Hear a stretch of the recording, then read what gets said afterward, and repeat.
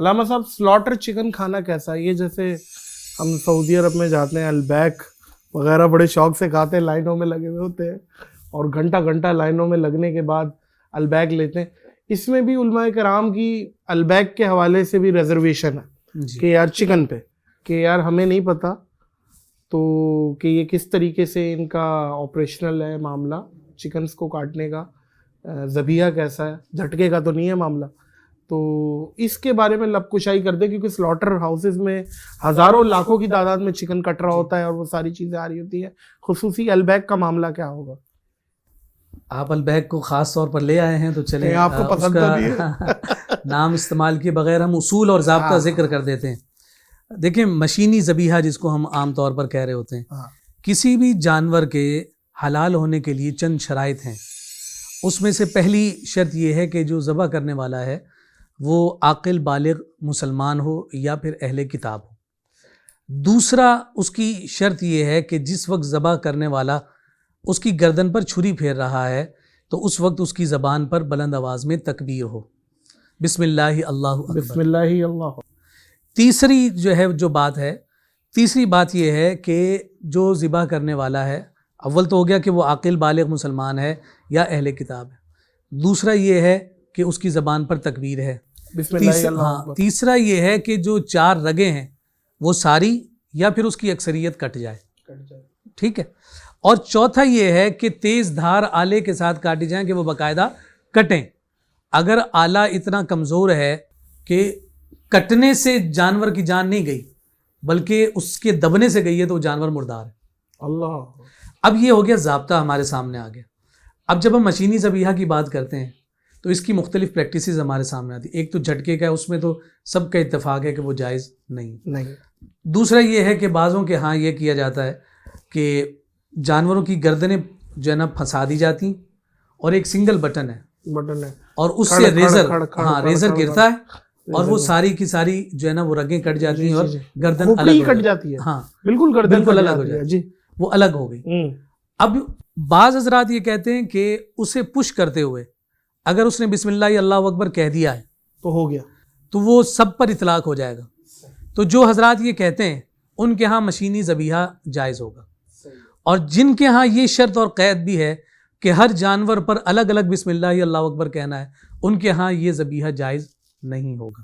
اوہ اچھا. تو اب ان دونوں اس میں بھی 2 رائے ہیں. ہاں، ان دونوں آراء کو ملحوظ خاطر آپ کہاں تک اور مد نظر رکھا جائے، اور مد نظر رکھنے کے بعد یہ صورت قائم کی جائے گی کہ آپ جس مفتی کی رائے کو محترم سمجھتے ہیں، جس کی تحقیق پر آپ جو ہے وہ یوں سمجھیے کہ انحصار کرتے ہیں، تو آپ اس کے مطابق اپنا معاملہ کریں. میں احتیاط کرتا ہوں اور احتیاط کرنے کی کوشش بھی کرنی چاہیے. نہیں تو آپ فش کھا لیں. فش میں تو پھر ذبیحہ کے احکام نہیں ہوتے نا، نہیں ہوتے. فش میں ذبیحہ کے احکام. فش کا نگٹس کیا زبردست علامہ صاحب، آؤٹ کلاس ان کا وہ جو کاکٹیل ساس کے ساتھ آپ کھائیں، زبردست. انشاءاللہ ہم مدینہ میں جمع ہوں تو وہاں پر مل کر ہم انشاءاللہ اور ہماری بارہا ملاقات ہے مدینہ شریف میں ہی ہوتی ہے. بھائی دوستی ہو تو مدینہ شریف کی وجہ سے ہو. بھائی واہ واہ واہ کیا بات ہے. مشینی آلات سے گیس چوری کرنا، جی اب سردیاں ہیں، گیس کی شارٹیج ہے، ہر گھر میں یہ مسئلہ ہے، تو گیس چوری کر لی، مشین لگتی ہے، گیس کھینچ لیتی ہے، گیس کا پریشر ہو جاتا ہے تیز. اچھا اب ایک ذہن یہ بھی ہے کہ بھائی پریشر آ گیا تیز، اس کا بل تو میں ہی دے رہا ہوں تو غیر شرعی معاملہ کیوں ہوگا مجھ پہ، اس کے پیسے تو بھر رہا ہوں میں. جی اس پہ آپ لب کشائی کریں کہ یہ بھی ایک سوچ ہے لوگوں کی کہ یار جب ہم پیسے دے رہے ہیں تو غیر شرعی کیا ہے. جی بہت اچھا سوال آپ نے کیا، اور چونکہ ابھی ہماری سردیوں کا بھی معاملہ ہے اور ہیٹرز بھی چلیں گے اور بھی گیس کے استعمال بہت زیادہ ہو جاتے ہیں، اور گیس کی ترسیل سردی میں کم ہو جاتی ہے سردی کی وجہ سے، شارٹیج کم ہو جاتی ہے، شارٹیج اس کی بڑھ جاتی ہے بنسبت گرمیوں کے. یس یس ٹھیک ہے. اچھا جب شارٹیج ہو گئی اب آپ کی ظاہر سی بات ہے کہ لوڈ شیڈنگ بھی بڑھ گئی گیس کی، تو اب آپ نے اس کا آلٹرنیٹ یہ تلاش کیا کہ وہ لگا دیا پمپ کہ اس نے گیس کو پریشر لانا ہے، سکنگ کرنی ہے اس کی، اور وہ سارا گیس جو ہے وہ آپ کی طرف منتقل ہوتا ہے، یا جو آپ کو اس کی فریکوینسی ریکوائرڈ ہوتی ہے اس کو آپ نے اپنے گھر تک منتقل کرنا ہے. پہلی بات تو جو مد نظر رکھنی چاہیے وہ یہ ہے کہ یہ آلات اور اس آلے کا استعمال کرنا انتہائی نقصان دہ، اس بات کو مد نظر رکھا جائے. پھٹنے کے امکانات اس کے بہت شدید ہوتے ہیں. اس لیے ایسا نہ ہو کہ جناب 10 منٹ میں روٹی پکانے کے بجائے 5 منٹ کی کوشش میں اللہ نہ کرے آپ کے گھر میں کوئی آپ کی کوئی بڑا نقصان آپ کے گھر میں ہو جائے. اللہ تعالیٰ سب کو محفوظ رکھے, سب کی حفاظت کرے. پہلی بات تو یہ. دوسری بات یہ کہ یہ جو اعتراض کہ بھائی اگر وہ گیس میں لے رہا ہوں تو جتنا زیادہ یوز کروں گا بل تو میں نہیں بھرنا ہے, تو کسی کو کیا اعتراض ہے. دیکھیں حق العبد جو ہے نا اس کی بہت زیادہ اہمیت ہے. جس پائپ لائن سے آپ نے اس گیس کو لیا ہے اپنی طرف, آپ کے سامنے والے گھر, آپ کے پڑوس, آپ کے دائیں بائیں والے, آپ کی طرف ساری کھینچائی دوسرے والوں کے چولہا تک نہیں جل رہا. تو یہ جو حق العبد کا معاملہ ہے, اس معاملے کو مد نظر رکھتے ہوئے ہم اس کے جواز کی صورت کسی صورت بیان نہیں کریں گے کہ آپ صرف اپنی دیکھیں اور دائیں اور بائیں والے اور پڑوسی جو ہے نا وہ پریشان ہو رہے ہوں.